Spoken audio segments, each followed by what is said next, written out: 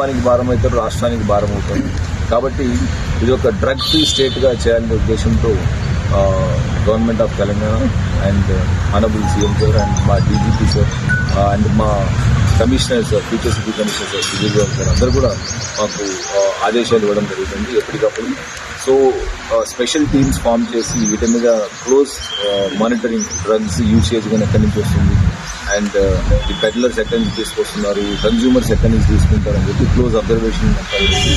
ఈ అబ్జర్వేషన్లో భాగంగానే మాకు వచ్చిన క్రెడిబుల్ ఇన్ఫర్మేషన్తో ఈ చంటిబాబు అనే అతన్ని మనం అరెస్ట్ చేయడం జరిగింది.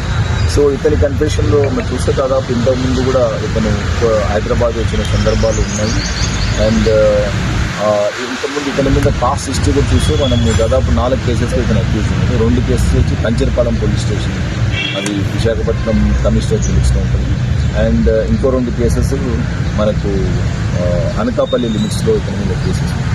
సో దాదాపు 4 కేసెస్ ఉన్నాయి. చూసి ఇతను రిపీట్ అఫెండర్లా మనకు కనిపిస్తున్నాడు.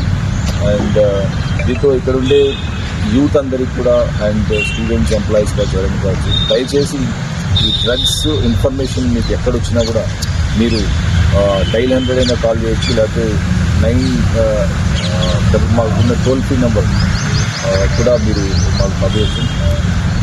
సో ఎవరు ఎక్కడ ఉన్నా కూడా మీ డ్రగ్స్ అవన్నీ కూడా ఎవరికి ఇన్ఫర్మేషన్ వచ్చినా కూడా దయచేసి మీరు పోలీస్ వారికి ఇన్ఫర్మేషన్ ఇవ్వాలని చెప్పేసి అండ్ మీ ఇన్ఫర్మేషన్ కూడా కాన్ఫిడెన్షియల్గా ఉంచడం జరుగుతుంది. ఇదే కాకుండా కన్జంప్షన్ చేసే వాళ్ళు కూడా ఒక్కసారి దీని జోలికి ఎవరు పోకూడదు. అండ్ పేరెంట్స్ కానీ టీచర్స్ కానీ ఎక్కడన్నా అట్లాంటి లక్షణాలు కనిపించినా కూడా స్టూడెంట్స్ దగ్గర కానీ లేకపోతే ఫ్యాక్టరీస్ అన్నప్పుడు అక్కడ ఉండే సూపర్వైజర్స్ కానీ వాళ్ళు కూడా దయచేసి మాకు ఈ ఇన్ఫర్మేషన్ ఇవ్వాలని చెప్పేసి విజ్ఞప్తి చేస్తున్నాం. సో డ్రగ్స్కి అందరూ దూరంగా ఉండాలి. అండ్ డ్రగ్స్ బారిన పనిచేస్తే చాలా ప్రాబ్లమ్స్ వాళ్ళ ఫ్యామిలీస్లో కానీ ఇదంతా కూడా లేకపోతే వాళ్ళ ఆరోగ్యాలు కూడా అయిపోయి కంప్లీట్గా వాళ్ళు అన్ప్రొడక్టివ్ అయిపోతారు. సో కాబట్టి దయచేసి ఏదైనా కూడా పోలీసు వారికి ఇన్ఫర్మేషన్ అని చెప్పేసి నేను విజ్ఞప్తి చేస్తాను. సార్ ఇప్పుడు వాళ్ళ పైన 4 కేసులు ఉన్నాయన్నారు కదా, మొత్తం అవి కూడా గంజాయికి సంబంధించిన కేసులు లేకపోతే వేరే ఇతర కేసులు ఏమైనా ఉన్నాయి? అన్నీ కూడా గాంజా సప్లై చేసే కేసులు, గాంజా సంబంధించిన కేసులు NDPS యాక్ట్లోనే ఉన్నాయి.